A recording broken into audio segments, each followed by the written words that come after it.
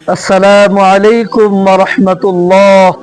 আপনি কি জানেন, মুসলিম শরীফের হাদিস, নবীজি সাল্লাল্লাহু আলাইহি ওয়াসাল্লাম বলেন, যখন কোনো ব্যক্তি অপর অসুস্থ মুসলমানকে দেখতে যায়, যতক্ষণ পর্যন্ত সে ফিরে আসে না ততক্ষণ পর্যন্ত সে জান্নাতের খিড়কায় অবস্থান করে।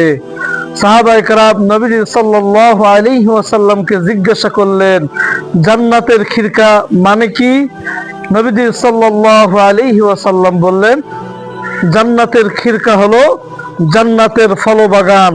যতক্ষণ পর্যন্ত সেই ব্যক্তি অসুস্থ ব্যক্তির কাছ থেকে ফিরে আসবে না ততক্ষণ পর্যন্ত সে জান্নাতের ফলবাগানের মধ্যে অবস্থান করে।